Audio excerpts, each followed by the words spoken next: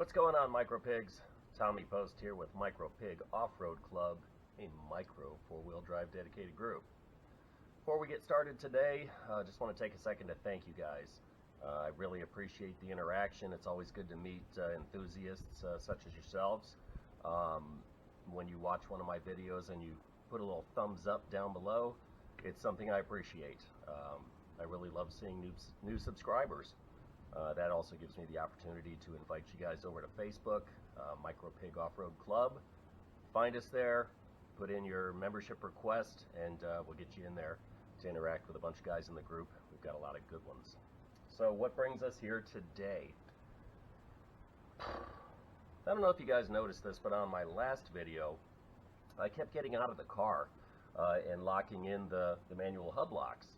Well, I'm sure that if you watched that video, you would say to yourself, what the heck's he doing? Why doesn't he just leave them locked in? You know, he's doing 5 miles an hour, 10 miles an hour at most down these trails, so why not just leave them locked in? Well, I normally do when it comes to something like that, especially if it's slow speed. But when I was heading down the service road to get back to the good stuff, that's when I noticed a really bad squealing coming from the right side passenger front. So did a couple of quick checks, jacked it up, gave the wheel a spin for starters. Spin the tire around. If it sounds gritty, makes a squealing noise, or if you can take that tire and it has a lot of play like this, likely you've roasted your wheel bearings, either inner or outer. But fortunately, that thing was spinning pretty free, no problem. So you have to go deeper down the rabbit hole. Then I went ahead and I unlocked the front hub lockers here, and then drove a little bit and noticed the squeal was gone. So what does that tell you? Well, what is actually this locker locking to? It's locking to your front CV shaft, CV axle. It comes out of the carrier in the front, heads right over here, and plugs right in the back of this rascal. So when you unlock it, it's not turning. When you have it locked, it is turning. Well, that comes down to, it's a no-brainer. The bearing that supports that CV shaft in the back of the spindle, the steering knuckle, there's a needle bearing that sits back there, and the axle goes right into it, and it kind of helps keep it centered, even though I wouldn't say that it's a very close tolerance fit, but the idea is to keep it from rubbing metal to metal as the wheel spins and the axle is staying non-spinning, if you will. So we had to get down into it. I'll keep this as short as I can, even though this introduction already took too long. But I also get a lot of questions from the guys in my Facebook group about taking the front end apart on these things, because everybody wants to put their own lift in it. They can. I encourage it if you're mechanically inclined. It can be a little bit dangerous if you're not, and also if you're not, then likely you won't have the right tools that are needed. You get into a project like this, you can expect things to get broken. Bolts get seized into place, especially if there's mud packed in them, and you're going to break bolts off and probably have to replace some things. So biggest advice I can give you right now is make sure you have an impact gun, air compressor, a decent assortment of metric tooling. You're going to want sockets. You're going to want ratchets. I personally prefer 1/2-inch drive. That way you can really put some booty behind it when you have to break something loose. And all the usual stuff too. You're going to need some punches. You're going to need some pliers, some cutters, you know, just a lot of stuff. So I've got a full arsenal of tooling in there, from a drill press right on down to compressor torches. I've got everything I need, so it's not going to be a problem. But the other thing is to take your time. Don't put yourself in a position to get into something this deep and have it be your only source of transportation, because you're going to break something and your local auto parts store may not have what it is that you just broke. So you might have to order it and wait 3 days till eBay or Amazon can get it to your door.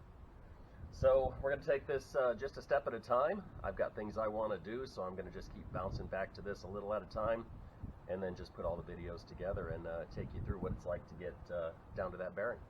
So thanks for joining. Let's do it. Alright, let's get to it with the first couple of steps.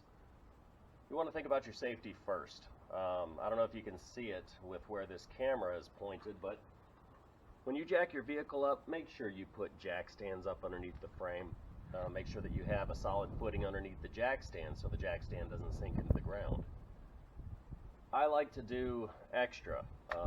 I've got my farm jack up in front, which is really just got a little tiny bit of tension on it just as a third leg for these jack stands. So safety is most important. Another thing that I like to do when it comes to this particular type of disassembly, I like to put a jack underneath the lower control arm. So to just kind of bring it up a little bit, you know, crank on it till you see the spring starting to compress up here, and it gives a little bit better angle for removing all the pieces. When it's at full droop, you see, you know, a lot of the upper ball joint here can be maxed out in one direction. It's just a lot easier to disassemble when everything is kind of setting as close to the level position as possible. So that's what I like to do. So we're going to start there. If anybody's seen any of my older videos, you know that I use the cheap Chinese manual hub lockers. So this is what those look like. I've already taken the liberty of loosening up 5 of the 6 screws so that I can just take this one out for you. Now what you need for these is a Torx bit set. Now a Torx looks just like a little star, not a 5-sided star, a 1, 2, 3, 4, 6-sided star. So you're going to need that because the little tiny screws that hold the chrome cap on, that's what they are, and that's what it takes. So you just go in a circle, put them in, make sure that you've got them all loosened up.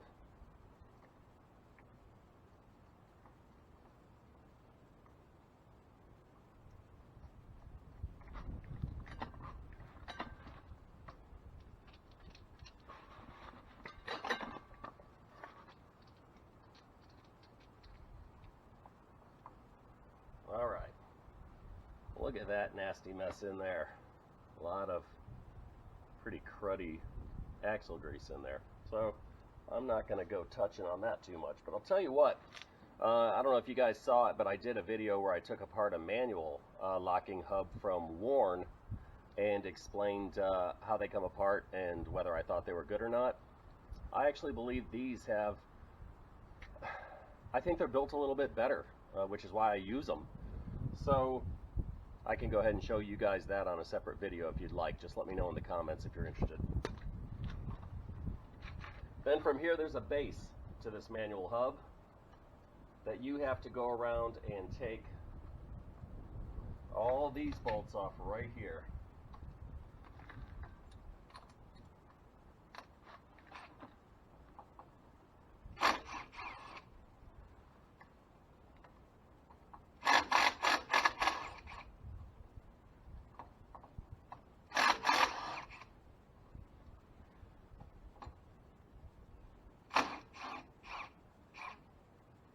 Now I've got a few mismatched bolts in there.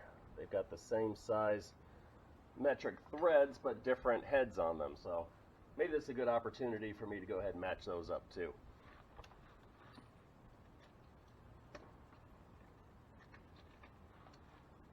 Should be this one, and it is.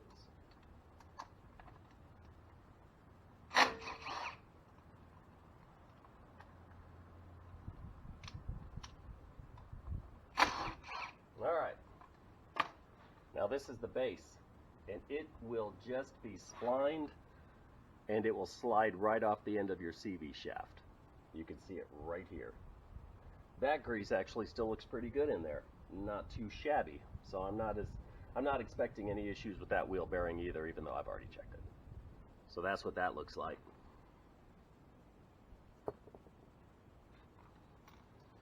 Alright, so from this point, I'm going to go ahead and kill the video, get some more supplies together, because right here, this steering linkage, what you have is a castle nut on top of it and a cotter pin that goes through it.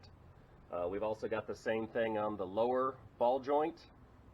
We don't on the upper ball joint because the upper ball joint really just has a notched shaft with a through bolt. You slide it in place, push the bolt through, and it fits inside that notch in the shaft, and then that's what kind of locks it in place like a key. So don't have to worry about it up here. This is the point where you probably should have a drill, some drill bits, some punches, because I expect those cotter pins to get locked in there just like it did on the other side. Ended up having to cut them off, try to drive them through with a punch to clear the hole back out, and in the cases where I could not, I had to chase it with a drill bit to get the pieces out.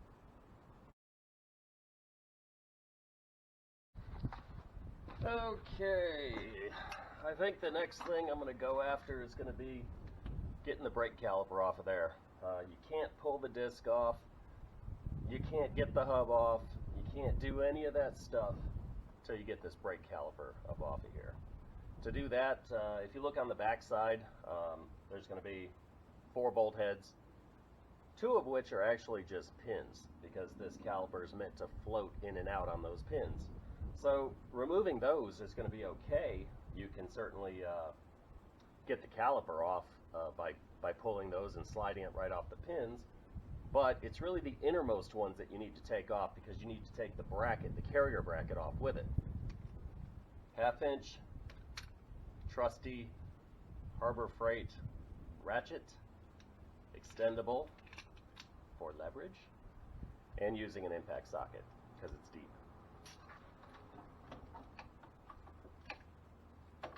You want to make sure you don't damage your brake line, so get that thing positioned before you start beating on it.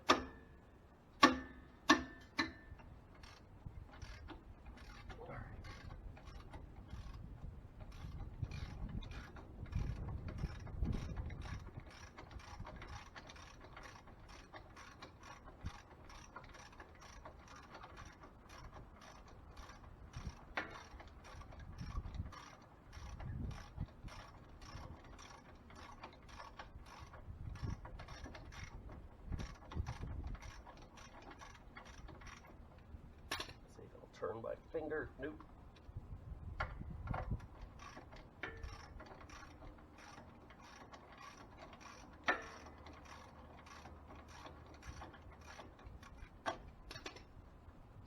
All right. Number 1.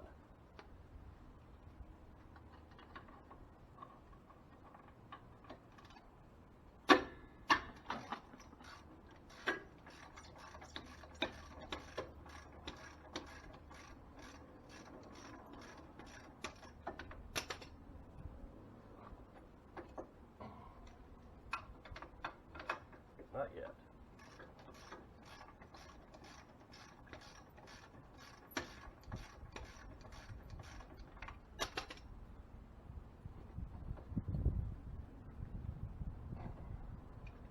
That one's being stubborn.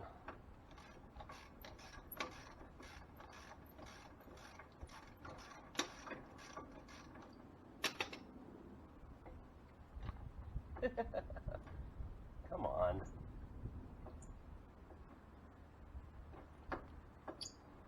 There it is.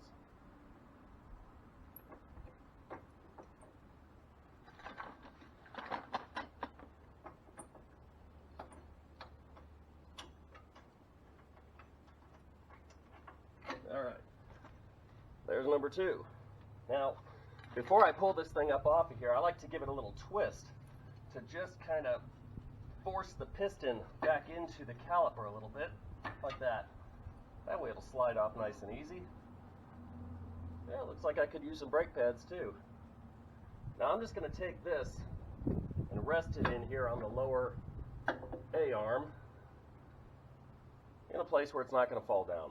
If I was in doubt, I'd go ahead and wire it up to one of these brackets or something to give it some support, but I really don't think that's going to fall down on me. So now that you have that off comes your whole brake disc, and underneath, this is your wheel hub right here. Now, I don't know if you noticed that, but it had a dead spot when I went to spin it. It took some force to get it to roll. I'm expecting to find garbage bearings in there.